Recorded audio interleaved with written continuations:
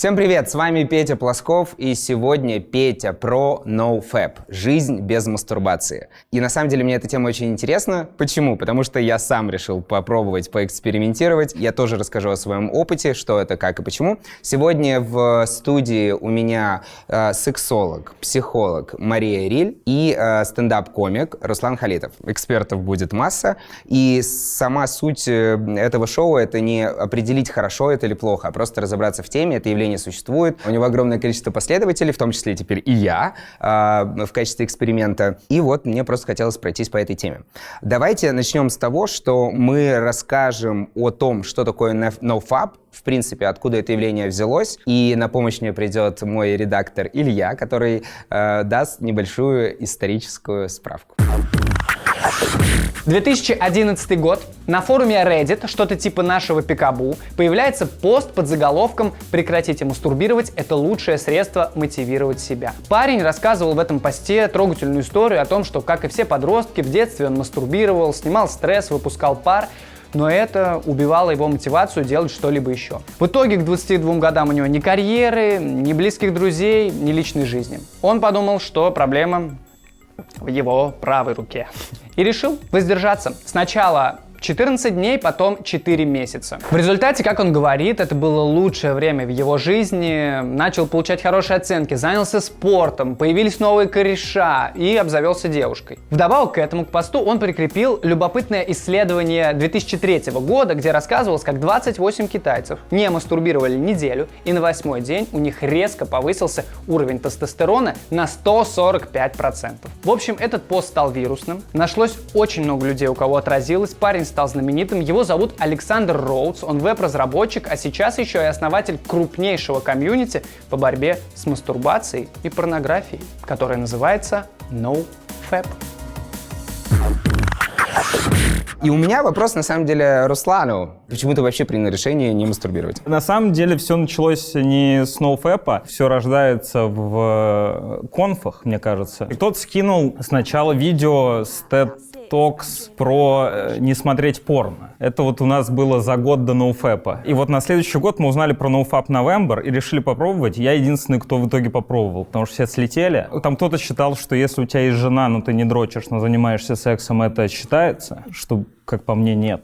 В чем превозмогание в таком случае? Давай расскажем сейчас нашим зрителям, что такое NoFap November. Нужно же принять какое-то название. Когда мы не дрочим? Ну, допустим, ноябрь. То есть каждый год нофаперы выбирают месяц, в который они не мастурбируют, правильно? Ну да, вроде это так. Это где-то рядом с небритябрем. Почему именно ты решил ввязаться в эту историю? Я решил попробовать просто посмотреть, правда ли то, что говорят, типа, что это повлияет как-то на мои там способности воспринимать людей, мою креативность и все такое, ну и просто посмотреть, смогу ли я. Месяц очень удобная такая еще временной интервал, чтобы понять, потому что это не год, не жизнь, это месяц. Это не так уж и мало, но не так уж и много. То есть ты не занимался сексом вообще? Я не занимался сексом, я не мастурбировал, но и не смотрел порно, потому что это мне показалось странным. Зачем смотреть порно, если ты не дрочишь? Я, то есть, это не делал, и мне показалось, что я действительно стал больше внимания уделять, там, обращать на девушек. У меня после этого завязались отношения, но я не хочу винить в этом NoFap November, как будто винить это... или благодарить? Ну, или благодарить, ну, что оно повинно, я имел в виду, да. да. Потому что это как будто нивелирует вот мои чувства, которые, ну, я испытывал, как будто это все из-за этого было. Хорошо, интересно после этого, после того, как ты воздерживался месяц и провел этот NoFap November, качество секса было другим, оно было лучше или как? У меня было такое ощущение, что я просто съездил куда-то на отдых, ну и вернулся домой. Я дома теперь. Но я не могу сказать, что это как-то усилило. То есть для меня секс в первую очередь это какие-то не столько физиологические вещи. То есть тут вообще не про это дело. Так что я бы сказал, что для меня нет. Тебе было сложно? Да, потому что, ну то есть ты привык чистить зубы перед сном, например. И ты там, например, привык, что ты перед сном это делаешь. У тебя это отбирают, и ты как-то не по себе. Утренний стояк.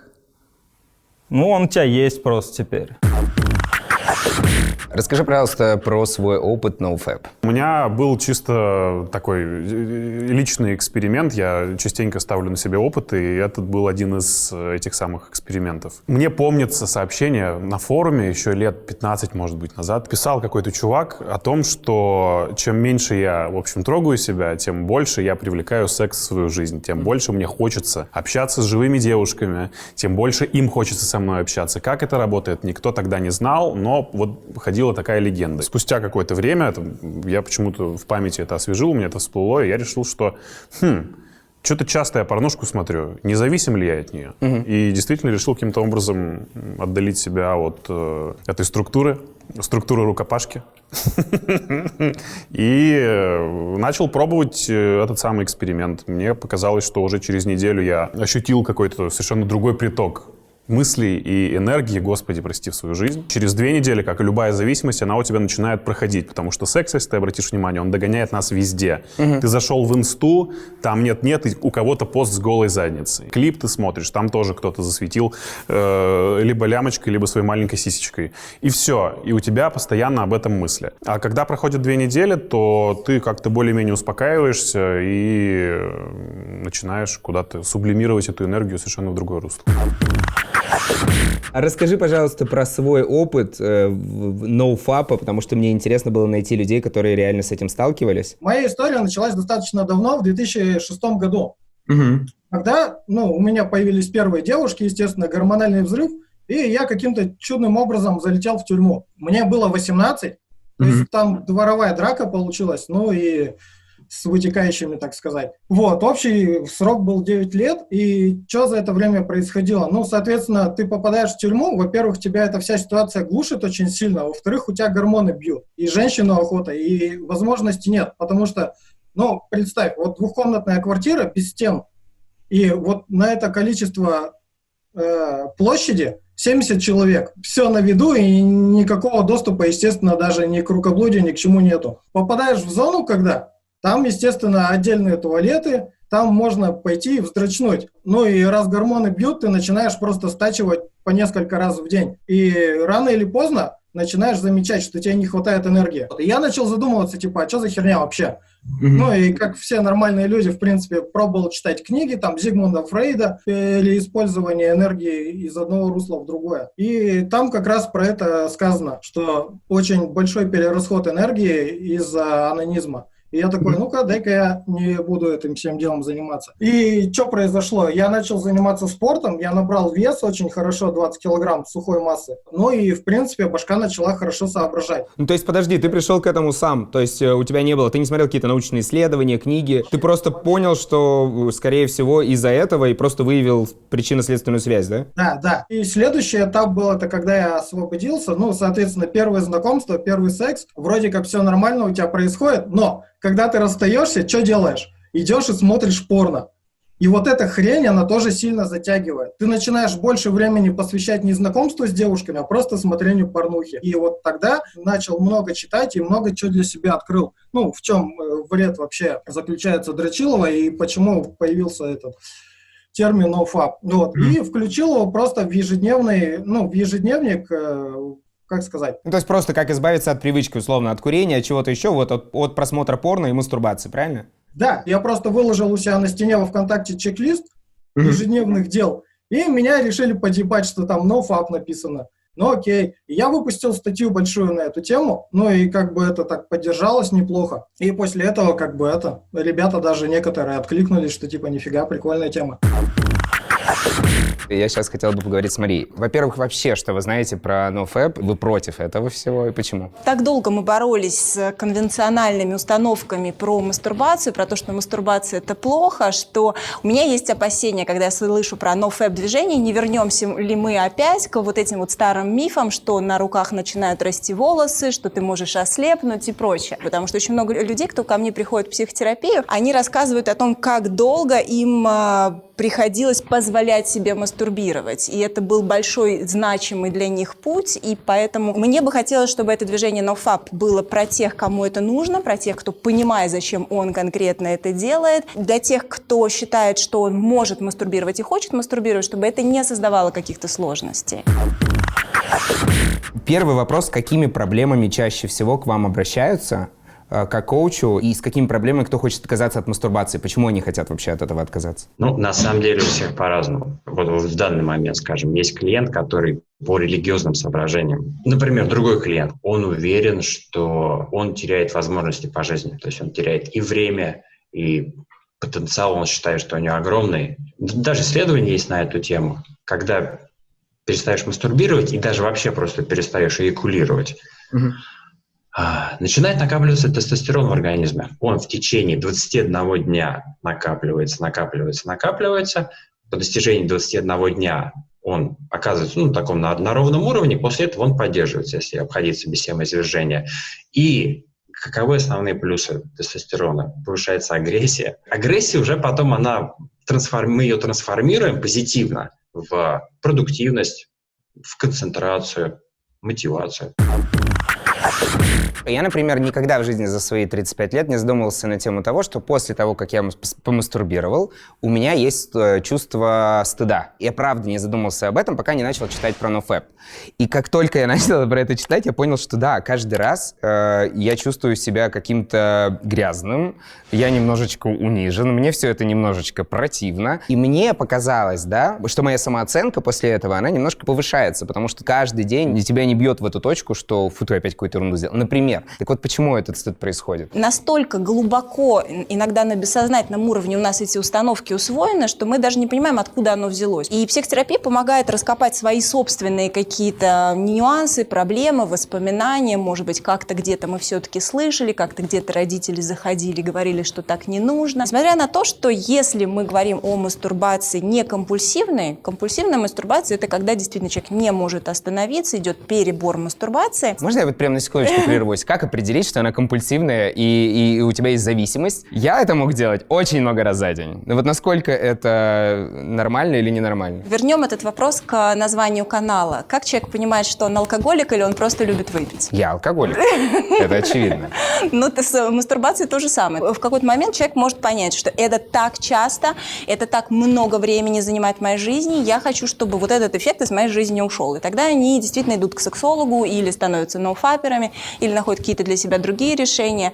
Но надо не забывать о тех, кто мастурбирует, может быть, 2 раза в месяц, и каждый раз после этого испытывает ужасное чувство вины, хотел бы мастурбировать может быть, раз в неделю, и не испытывать это чувство вины. У тебя было такое чувство, нет? Когда, что-то, что я могу описать как чувство вины. Мне кажется, не совсем правильно говорить, что это только из-за какого-то детского, поведенческого, что ты испытывал стыд, когда это делал. У меня есть ощущение, что отсюда взялись эти анекдоты, что муж отвернулся и не разговаривает после секса со мной. То есть ты имеешь в виду, что это касается не только мастурбации, а в принципе секса? У тебя не было такого, что сексуальный акт после первого оргазма, надо себя как-то опять раскручивать, чтобы опять в этом состоянии оказаться. Что как будто это этот эффект. Да, я только сейчас впервые здесь связал, что и секс туда тоже относится. Действительно, да, это чувство, когда ты погрузился и все настроил, и правильные ролики, и все каждый раз это удивительное приключение. И когда это все закончилось, ты такой, ёб твою мать, я что сейчас сделал? Я извиняюсь, дрочил сейчас. То есть у тебя такое бывает, что ты не осознаешь, когда ты на пике своей похоти, можно так это назвать. Очень сложно 2 раза подряд подрочить, на мой взгляд. Мне, по крайней мере. А зачем? Да, девчонки. Потому что... Хороший вопрос. Зачем? Во время первого ты думаешь, мы тут надолго. А потом ты думаешь, после первого оргазма ты такой, и зачем действительно? То есть во время первой разрядки, да? Да, тебе нравится в этом все состоянии. Ты хочешь как можно дольше не кончить, чтобы это дольше продолжалось. Тогда вопрос такой. Мы сейчас только что обсуждали все вместе, что и вы задали вопрос Руслану, а почему хочется несколько раз мастурбировать? Да. И я тоже сейчас задал себе вопрос. Почему нам физиологически недостаточно одного, а почему, например, можно это делать 4 раза в день? Я думаю, что это очень много разных сценариев, очень много разных историй. Действительно, мастурбация помогает нам избавиться от напряжения, в том числе телесного напряжения. Но еще в психологии, в психоанализе Западе акт мастурбации часто называют актом нарциссической сексуальности. То есть я занимаюсь актом любви с самим собой. Опять же, не задаваясь такими тонкими материями, это просто способ стимулировать центры удовольствия. Хорошо. Есть ли какая-то польза с точки зрения сексологии, психологии от того, что мы прекращаем мастурбировать? Или у вас прям твердая позиция, что никакой пользы в этом нет? Я думаю, что все, что мы делаем со своим телом, что мы делаем в контакте с другим человеком, мы должны понимать, зачем и почему. Вот я понимаю, что если я не трачу силы, если я не получаю вот эту вот регулярную разрядку, я действительно становлюсь более творческим, более креативным, это приводит меня к каким-то результатам, то, конечно, человек может это делать. Я думаю, что там врачи нам подскажут, что необходимо проверить, чтобы быть уверенным, что это безопасно для здоровья, но в целом почему нет? Во-первых, давайте начнем с того, каким образом мастурбация влияет на организм. Первый аспект — это физиологический, то есть как он влияет на организм в целом. И второй аспект — это психологический. Как я понял, здесь разбирается самый важный вопрос в том, что при мастурбации мужчина теряет какую-то силу, со спермой теряет какие-то микроэлементы, организм слабеет, а потом уже и психологический аспект, то, что там влияние дофамина, стрессы, депрессии и так далее. С точки зрения того, что организм теряет какие-то микроэлементы, на самом деле по большей части бред, потому что в сперме там нет таких концентраций веществ, которые там человек может при эякуляции терять. Там буквально микрограммы. И второй аспект, то, что после эякуляции там падает тестостерон, но это временное снижение тестостерона.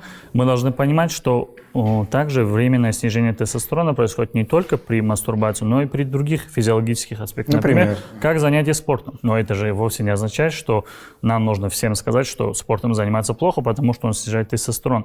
Есть такое понятие, как транзиторное снижение. Транзиторное, то есть то состояние, которое переходное. Как это происходит, механизм, если коротко объяснить, это эякуляция, дофамин вскакивает, потом дофамин падает, вскакивает пролактин, соответственно, снижает тестостерон, и все это опять имеет обратимый характер. То есть это такая цепочка. Все, что происходит для организма, по сути, если именно с физиологической точки зрения посмотреть, мастурбация, она от полового контакта ничем не отличается. То есть те же самые механизмы воздействия, эякуляции, подготовки организма, все. Здесь единственное отличается психологический момент. NoFap, они, по-моему, вот это свое движение начали с эпицентра, то, что это ослабевает мужчину, а потом они плавно перешли к психологии. Две разные вещи, которые нужно немножко, по моему мнению, разделять.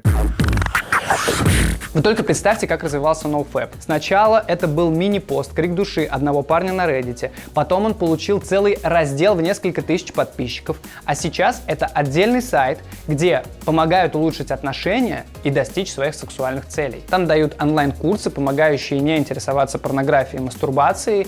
Там ты можешь найти себе бадди, партнера, который с тобой будет воздерживаться на этом сухом пути, как в клубе анонимных алкоголиков. Сейчас там около 500 000 ноуфаперов, среди них всего 5% это девушки, видимо, они еще не собираются расставаться с этим занятным делом. Ну а в России тоже есть сайты-помощники. Из самых знаменитых имиджборд Двач, из менее безобидных это antio.ru и dofamin.org, где чуваки вызывают друг друга на дуэли. Кто первый перестанет воздерживаться, тот проиграл, такая мотивация. Кстати, на dofamin.org есть разделы воздерживания от кофе, от мяса, от сигарет, ну и от дрочки. Что касается соцсетей и Ютуба, из крупнейших это канал iKnow, где парень воздерживается уже более 3 лет и делится своими наблюдениями. А на просторах ВК есть группы с немногочисленным количеством подписчиков, но там ноуфаперы общаются и делятся мемами. Куда без этого?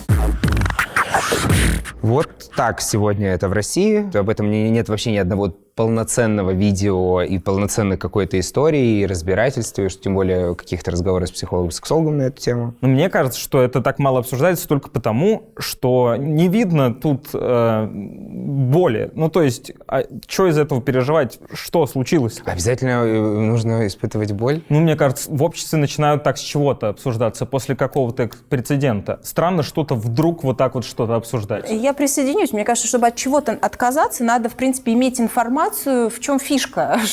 Какие бонусы? Я в жизни не мог представить, что мы не смотрим порно, с чего бы мы это? И когда мне объяснили, что это там типа зависимость, что там у тебя дофаминовые рецепторы хуже работать, и вот тогда это стало для меня проблемой, тогда я захотел как-то что-то посмотреть. А до этого я был в блаженном неведении. Ну и, наверное, есть две точки зрения в обществе, там я сейчас, конечно, обрежу края, но тем не менее. Либо ты по каким-то религиозным соображениям, воспитательным соображениям считаешь, что мастурбация – это рукоблудие равно черное, 100% плохое, грешно. Либо, если ты не относишь себя к таким вот ортодоксальным людям, ты тогда свободно, спокойно имеешь право мастурбировать и мастурбируешь, реализуя свое право на свободную мастурбацию. Назовем это белое. Да, и это белое, мастурбация белая в данном случае. Но никто не задается вопросом, а до какой степени, а как это связано с порнозависимостью. Я об этом часто постоянно говорю, я терпеть не могу вот это черно-белое. Я всегда говорю, что у серого есть тоже огромное количество оттенков. Минимум 50. Давайте сейчас посмотрим интервью, на самом деле послушаем от админа паблика ВКонтакте. Паблик называется NoFap каждый день. Это самый крупный паблик на эту тему, который мы нашли. Просто для того, что если у вас будут какие-то мысли, что-то сказать, и что он говорит, потому что у него очень много опыта в этом. Во-первых, я хотел поговорить, какая основная аудитория паблика, потому что я так понимаю, что это самый крупный паблик в ВКонтакте на сегодня, правильно? Ну, на данный момент, да. Ну, вот конкретно аудитория, кто туда входит, ну, в основном подростки, лет так с 13 даже доходит до 20. Есть, конечно, и такие серьезные дяди, там уже от 20 и больше, то есть до 30 доходит. А подскажи, пожалуйста, сколько тебе лет? Мне сейчас 19. А как бы ты описал вообще такого классического ноуфапера в России? Это просто уверенный в себе человек. Тот, кем он должен быть как бы от природы. Он знает, чего хочет. У него есть жизненные цели, у него есть мотивация для достижения этих целей. Он знает, что ему нужно, он идет к этому и добивается этого. Мне просто интересно, как вы называете друг друга в комьюнити, потому что есть такое у ваших иностранных коллег, они называют себя Fabstronauts. Типа аналогия с астронавтами, но только фэб в начале.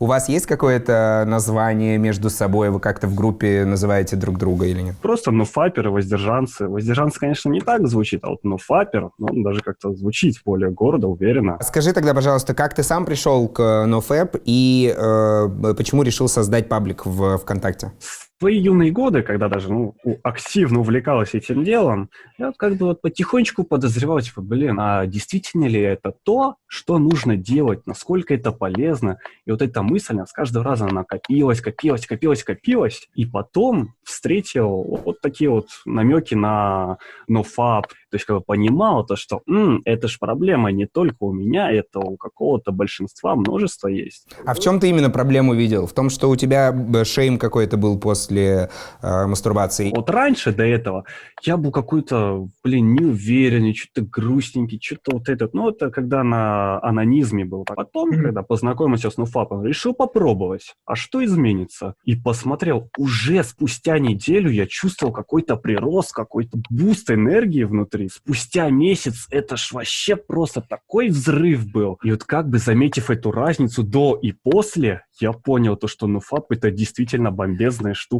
Хорошо, и последний вопрос. Почему ты не показываешь свое лицо, и мы записываем аудио? И почему остальные ребята тоже, в основном у вас все анонимно? Неприятные будут нападки со стороны людей. Они начнут тебе говорить свою правду, свою истину. И есть нормальные люди, а есть именно такие токсичные вампиры. И с ними просто не хочется связываться. И, к сожалению, таких людей большинство.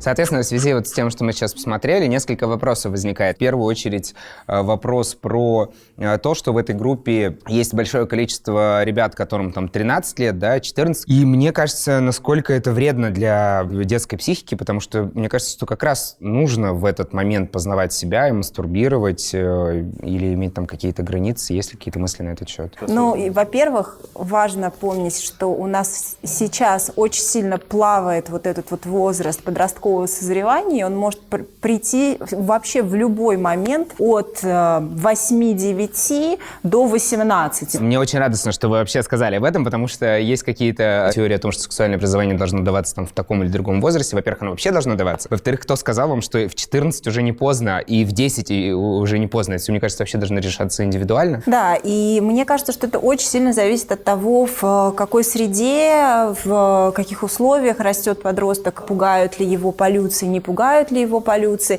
Кстати, я думаю, что сейчас уместно помянуть то, что у мужчин есть так называемая дезадаптивная форма мастурбации, когда мальчик запрещает себе мастурбировать руками, и он мастурбирует путем прикосновения к каким-то предметам, к углу стола, например, да. А причина в чем может быть такого? Либо не умеет, либо не понимает. То есть я встречала тех случаев, где молодой человек, он не додумался, что руки нужны для того, чтобы стимулировать половой член в том числе. Или есть те случаи, когда действительно на это накладывался очень и очень жесткий запрет в семье. Но вот я упомянула про эту дезадаптивную форму мастурбации, она чревата тем, что видоизменяется половой член. Иногда это даже невозможность полового акта впоследствии. В детстве можно просто изменить форму полового органа только потому, что ты делал это не руками, а искал что-то. У меня есть вопрос.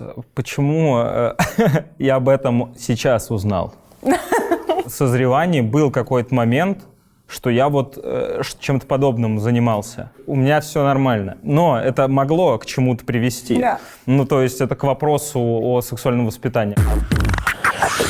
Мы не должны поступать по принципу страусов. Прятать голову в песок и говорить, что мастурбация это плохо, это нас не касается, мы вообще эту тему не обсуждаем. Мы должны эту тему обсуждать, потому что, для меня, допустим, как даже для кавказца, эта тема вообще постыдная для обсуждения. Но, тем не менее, я как врач, я понимаю, что я обязан об этом говорить. Вот, допустим, молодой парень, он понимает, что он не может удержаться от мастурбации, и вокруг него формируется общество, которое говорит, что мастурбация это прям все, это плохо, ни в коем случае у тебя там и организм просядет, и ты там каким-то шизиком станешь, еще что-то. Но на самом деле ему нужно объяснить, что когда у тебя наступает переходный возраст и тебя тянет к мастурбации, это нормально.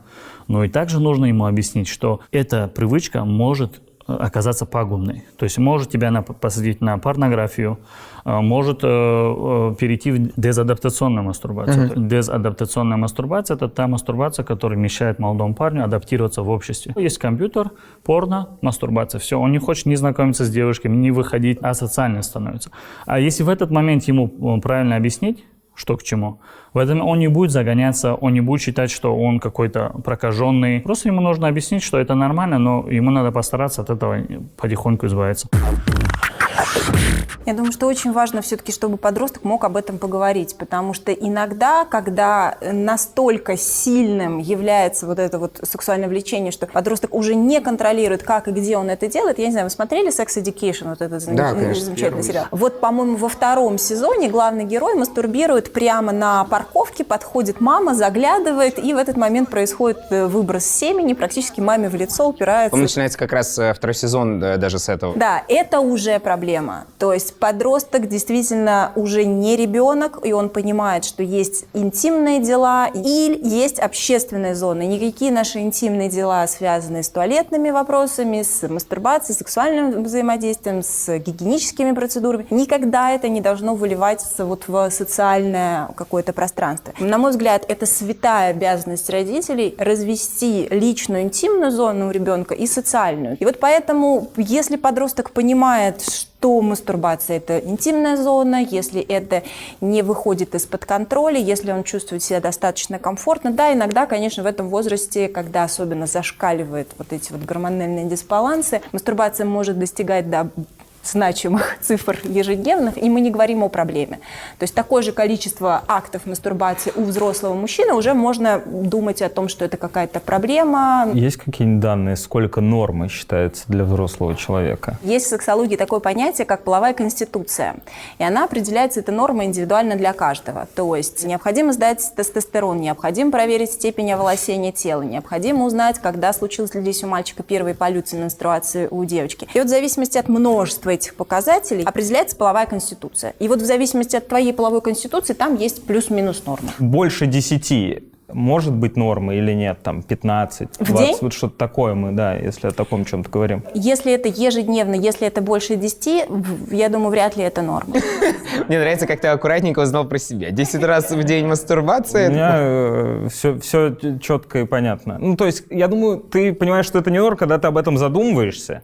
Да. И про норму и не норму нужно еще тоже понимать, что у каждого из нас ожидания от жизни, они разные. То есть для кого-то, когда день он наполнен 10 подходами к мастурбации, этот день удался. Но просто у человека такое мнение, он вот считает, что для него это хорошо. Поэтому нам нужно помогать и помогать найти вот эту вот точку опоры, что норма, а что не норма, для того человека, кто находится вот в этих сомнениях.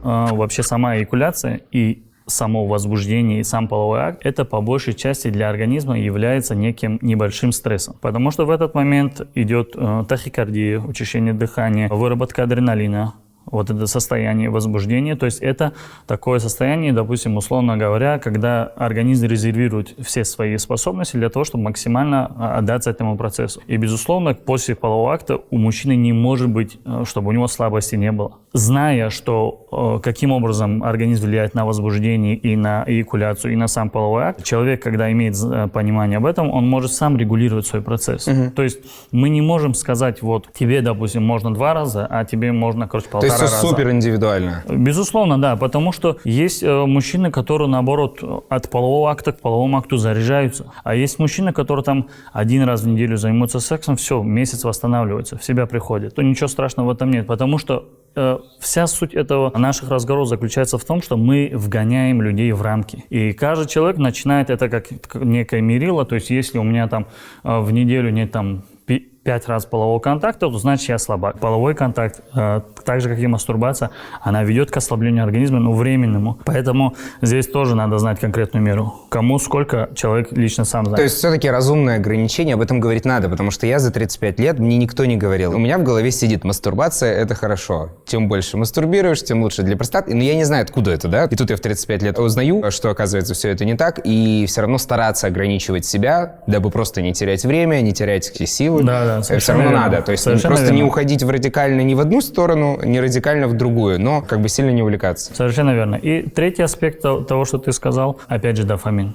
Ты себя благодаришь, что ты красавчик, ты это смог сделать, ты воздержался, ты полон энергии, ты говоришь, все, я справился. То есть это обратная сторона медали, когда мы говорили, что мастурбация это плохо, что у тебя там будут какие-то проблемы, и тогда юноши, они загоняются и чувствуют себя неполноценными. Человек должен понимать, что это нормально, но в то же время каждый человек, который так или иначе подвязан на мастурбацию, он должен понимать, что он уходит по минному полю, и ему надо быть предельно осторожным. Ну, не прям по минному полю, но все в да, меру. В условно общем, все в говоря. меру. А то что это Да. как на минное поле сейчас ребятишки вообще перестанут это делать.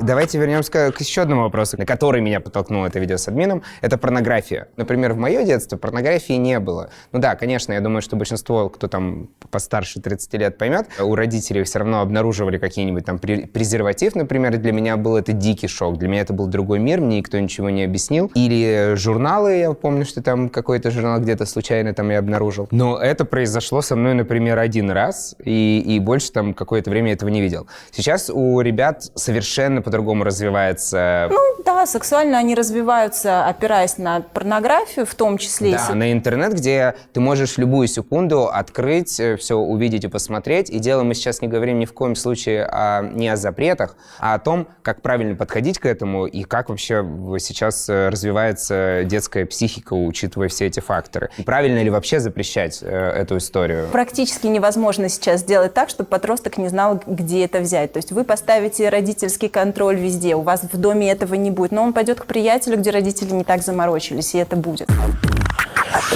А сейчас ты смотришь порно? Да, ты знаешь, я ради эстетики, честно, без прикола, смотрю вообще. Правда? А что ты смеешься?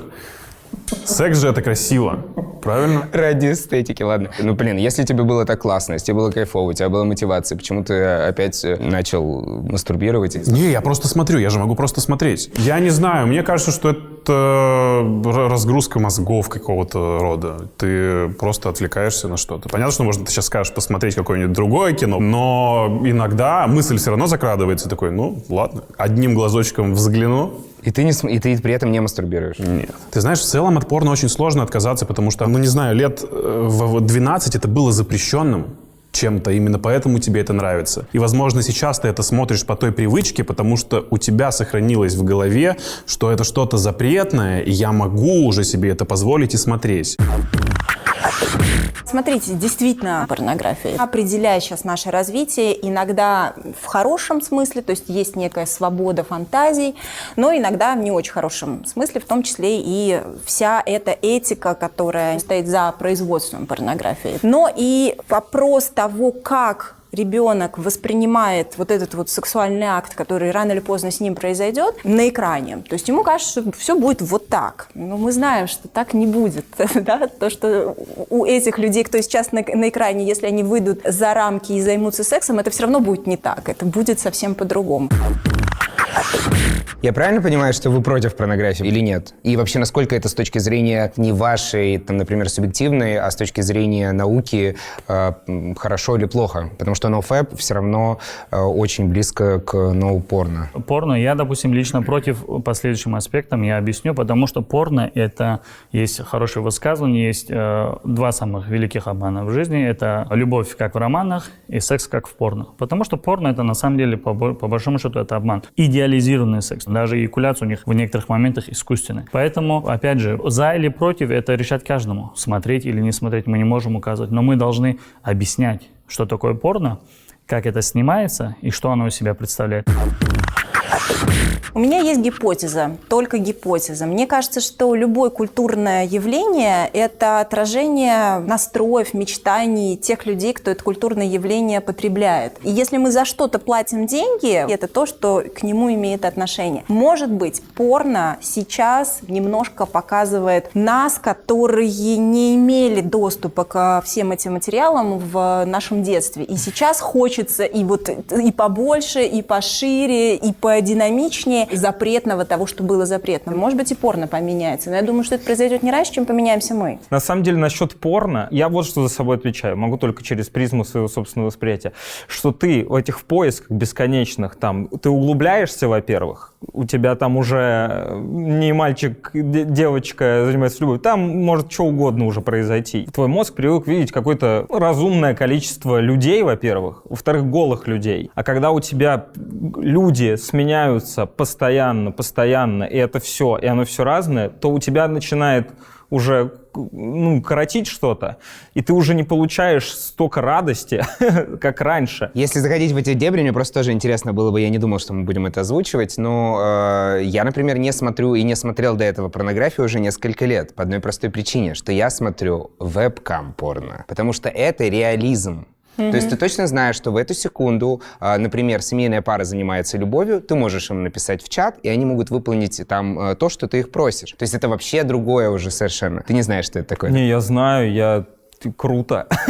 Но давайте мы столько много говорим о порно, посмотрим представителя Порнхаба, что он говорит, что он думает по поводу проблемы мастурбации, и видит ли он врагов в ноуфаперах. Во-первых, мне интересно, знаешь ли ты о движении NoFap вообще в России? Ну, конечно, да. Как ты вообще относишься к этому движению и именно от лица Порнхаба? Да, это совершенно нормально. Это такая прикольная игра. Мы ее поддерживаем, мы ее обыгрываем, да, в каких-то своих коммуникациях. Мы на себе, в цифрах этого не ощущаем вообще. Как в старом анекдоте, знаешь, когда приходит старый дед к врачу и говорит: доктор, что-то у меня эрекция пропала, не стоит вообще. Он говорит: а сколько вам лет? 72. Ну так вы старый. Он говорит: так у меня соседу 75, он всем рассказывает, что у него каждый день по 3 бабы. Он говорит: так вы тоже рассказываете. Здесь то же самое. Ну, то есть делать посты NoFap November в соцсетях или просто NoFap, да, там хэштеги, это не означает, что ты действительно этим занимаешься. Есть какая-то польза от солнечного света? Естественно, есть. И вред от него есть. То есть во всем должна быть мера. Были проблемы с порнографией, когда она была не прямо, скажем, легально. Мы, по крайней мере, сейчас двигаемся в ту сторону исключительно, чтобы максимально легализовать, в том числе и в головах людей. Но фаперы еще не приезжают к вам с факелами. В целом нет каких-то факелов, потому что здравый смысл, он всегда побеждает. Конечно, есть шум, там, будет шум в Твиттере, условно, да, от 200 человек, 300, на которых придется там 200 тысяч человек, которые понимают, что это какая-то странная история, несправедливое, непонятное обвинение. Ну, он правильно говорит, что, в принципе, и Pornhub, и любые производители алкоголя, и вообще всего на свете, они возлагают ответственность на пользователя. То есть ты сам понимаешь, сколько для тебя норма, сколько не норма. И мне кажется, что люди, кто занимается движением NoFap, они как раз добавляют осознанности. Они говорят, что, чуваки, иногда есть перебор. Решать вам, никаких к вам претензий, просто понимайте, что действительно есть такая вещь, как порнозависимость. Действительно, ее очень сложно исцелить. Действительно, порнозависимость очень сильно вредит отношениям. Про осознанность очень круто, потому что вот у меня как раз после всех этих экспериментов как раз вот это как будто и появилось. Что раньше это я просто как собака из машины бегу по жизни. Я реже стал это делать, мне кажется. Кстати, так вот и курить, по-моему, советуют, в том числе бросать осознанно. Каждую сигу осознанно покури. Я попробую, мне очень интересно. много тебе даст. Это очень круто. Я, кстати, сейчас, знаете, вспомнила детскую травму, которую, наверное, вытеснила. Я помню, когда мне было лет 15, помогала маме на работе на ресепшн в их офисе. И я помню, что я один раз зашла в туалет, и была не закрыта дверь. И я увидела мастурбирующего там мужчину. И это было очень и очень неприятно. Я просто задался вопросом, не повлияло ли это на выбор вашей дальнейшей профессии? Очень много разных вещей повлияло на мой выбор профессии. И в психологи, конечно, идут люди все те, кто сталкивался как-то с непростыми моментами в своем взрослении. Но с сексуальностью в своем взрослении я не помню каких-то нюансов. Я как раз была тем самым счастливым ребенком, которому в правильное время дали правильную книжку, в которой оргазм сравнивался с тем, что если ты хочешь очень сильно чихнуть, и наконец-то чихнул, я это прочитала и сказала, окей, ну все понятно, больше вопросов нет. Ой, давайте-ка, ребята, кстати, мы воспользуемся тем, что у нас сексолог-психолог, и, например, просто какую-то подборку, особенно в воспитании детей, потому что, как вы помните, меня это все еще волнует, я бы с удовольствием оставил в описании под этим видео. Да. Все-таки у меня такая позиция, что вот порно, это дрочка нормально. На воображение так давно этого не было, там, с детства. Что ты просто на образы начинаешь, что тебе не все готово, а ты что-то там это. И еще всем рекомендую, советую порно-рассказы. Читаешь, и у тебя образы работают. И ты можешь сам там это все круто, короче, гораздо круче. Здорово, что ты поднял эту тему, потому что мы ушли, и вот я рада, что мы к ней вернулись, потому что действительно порнография, она мозг делает ленивым, то есть он перестает создавать контент. Но это точно так же, как и вообще все наши соцсети. Когда в какой-то момент мы залипаем вот в эти вот картинки постоянно, мы перестаем это создавать. И для того, чтобы что-то создать, нужно выйти из вот этой среды и начать что-то делать. И действительно, порно нам навязывает какие-то образы, навязывает какие-то сценарии. Я скорее говорю о каких-то таких классических образах порно. Если мы говорим порно, вот что вот первая ассоциация? Вот у нас, как правило, это определенные вещи. Но если убрать порно просто ради эксперимента, это же такой вопрос, а что меня возбуждает? А что мне кажется крутой сексуальной фантазией? А как должны разворачиваться вещи? И, возможно, я додумаюсь до чего-то того, что я захочу воплотить в свою собственную жизнь. А как мы в детстве и в юности-то креативили? Ах, не было у меня этих всех интернет-каналов. Фантазер, я, может, поэтому продюсер сейчас, понимаешь? Потому что в детстве мастурбировал креативно, в голове. Вы скажете, отказ от мастурбации, ну что за чушь? Может быть, все это теория заговора? И у меня кое-что для вас есть. Дело в том, что NoFap связывают с альтправым движением и даже с антисемитизмом. Поясню. В Америке есть движение гордых мужчин, которые выступают против антифашистов и поддерживают Трампа. Так вот, в своде правил их общин есть пункт «не мастурбировать». Причем тут антисемитизм и предубеждение по поводу евреев. Шведский блогер Golden One пропагандирует теорию о том, что порно придумали евреи, чтобы делать европейских мужчин вялыми и бессильными. Евреи точно не придумали порно, потому что вы пробовали найти порно с евреями. Я просто знаю, как понять, еврей или не еврей. Ну нет, нет, они могут быть и мусульмане же тоже. Черт. Портит статистику. Тем более в порно вообще все обрезанные, по-моему. Если нет, то это авторский ход вообще. Просто мне очень нравится, что Саша сказал. Он сказал, что я услышал об этом, я попробовал для себя, я понял, что да, действительно, смысл в этом есть. Но неправильно на это движение ставить вот этот флаг «отказ от мастурбации хорошо для всех». И вот если я говорю, что я против отказа от мастурбации, я именно это движение имею в виду, когда я считаю, что вот это возврат к прошлому. Это возврат к истокам, к демонизации мастурбации. И вот где тот монтаж, когда от таких флагов мы придем к тому, что только для зачатия, только в определенной позе сексуальные отношения. То есть обратно в средневековье. Хорошо. Я, на самом деле, не хотел бы все-таки тему девушек в нофапе обходить и хотел ее затронуть только потому, чтобы сейчас девчонки нас посмотрели и давай перестать мастурбировать. Потому что, насколько я знаю, у нас совершенно разные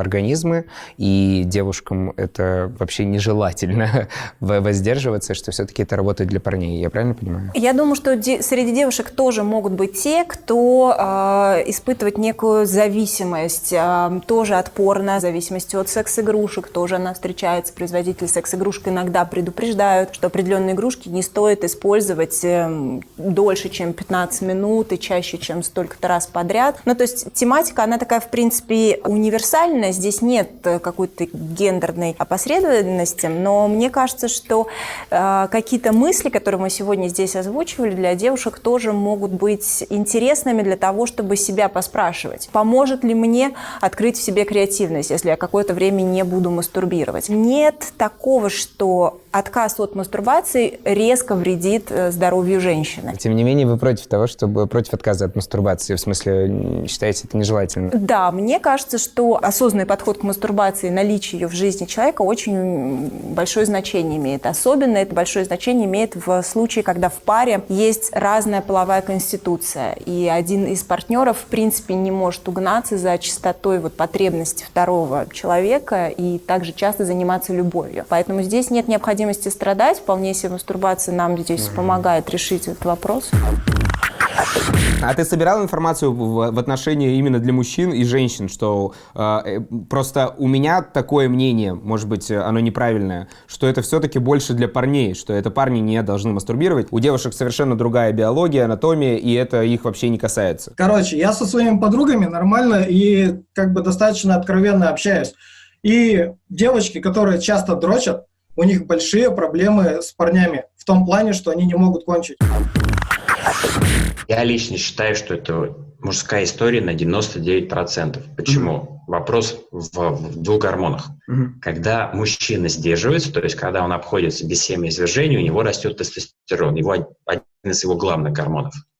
У женщин же наоборот. Чем они больше оргазмов испытывают, тем у них больше выделяется гормон окситоцин, который отвечает за любовь. И он для женщин очень полезен. Давайте тогда подытожим всю эту историю. Если есть что-то сказать про NoFap еще и как-то подытожить, то я был бы рад. Мне кажется, что важно, чтобы те, кто нас смотрел, услышали, что движение NoFap, оно помогает переоценить место мастурбации в жизни человека. Как будто бы так просто расчистить пространство и на этом чистом листе понять, сколько времени, какое количество, с порно или без мастурбации, на меня влияет хорошо. Когда для меня это передозировка. И для каждого человека ответ будет свой. Это настолько индивидуальная тема, что, мне кажется, рассматривать это движение как какой-то такой подход к осознанности в своей жизни – это хорошо. Но, опять же, я считаю, что совершенно точно неправильно рекомендовать всем, вне зависимости от ситуации, отказываться от мастурбации. Согласен? Я полностью согласен. Как ты можешь все это подытожить? Как кардинально вообще NoFap поменяла твою жизнь? Во-первых, ты начинаешь более энергичным быть. Во-вторых, ты лучше соображаешь. В-третьих, когда ты сильно дрочишь и часто, чаще всего ты быстрее кончаешь. Это научный доказанный факт. Если ты не притрагиваешься то, может быть, первый секс у тебя произойдет быстро, потому что там долго, может быть, не было девушки, а дальше, наоборот, он вполне продолжительный. То есть вот такие 3 вещи я для себя вывел, ну и, собственно, всем советую пробовать хотя бы перераспределить свою энергию на какие-то решительные действия, вместо того, чтобы просто удовлетворить себя и выкинуть сгусток энергии своей собственной. Просто есть 2 основных аспекта, именно психологических. Это синдром Тарханова, синдром Белова. Синдром Тарханова – это когда мужчина только отказывается от секса, у него буквально первую пару месяцев это адаптационно. Организм видит, что мужчина перестал жить половой жизнью, он его дополнительно стимулирует тестостероном, чтобы он возобновил, потому что это научно доказано, что с тех пор, как мужчина перестает жить половой жизнью, у него организм начинает постепенно стареть. В природе ты как бы условно не нужен уже. Все, ты свою миссию выполнил, все, тебе пора уже, приближаться к земле. Вот поэтому такой выброс. То есть, если регулярно ходить к урологу, господа, парни, то вы будете жить дольше, получается. Да, это... И стареть будете меньше. Я зайду. Потом организм видит, что вот это постоянно возбужденное состояние, организм изнашивает. Потом через месяц, 1,5-2 наступает синдром Белова. Синдром Белова заключается в том, что у мужчины пропадает желание. И вот он там через год буквально возобновит своей половой жизни. И у него все восстановится буквально месяц, все, он также станет сексуально активным. Поэтому это немножко небольшой камень в огород людей, которые говорят, что воздержание это прям зло. Нет, на самом деле нет. Я на самом деле хотел, во-первых, поблагодарить вас за то, что вы сегодня были здесь со мной. Мы пытались разобраться в этой тематике. Я для себя открыл кучу нового. Я понимаю, зачем я это сейчас делаю. Я это, да, делаю и приму решение, да или нет. Во-первых, я снял с себя комплекс того, что во время моих длительных отношений я также мастурбировал. Спасибо вам, что вы мне это сказали, потому что оказалось, что это нормы. Просто у нас разные уровни желания и секса, и лучше это делать так. И плюс потому что я обещал сказать мой опыт, что со мной происходит, я стал спать меньше, у меня стало больше энергии, то есть раньше для меня норма была 7-8 часов сна, сейчас 6-7. Во-вторых, у меня появилась мотивация, действительно так, и у меня как-то больше времени освободилось. Возможно, это самовнушение, но думаю, что это классный опыт, и так или иначе попробовать, если нет никаких противопоказаний, то, наверное, стоит. Или не стоит, если вы не хотите. Господи, да делайте, что хотите. Все, пока.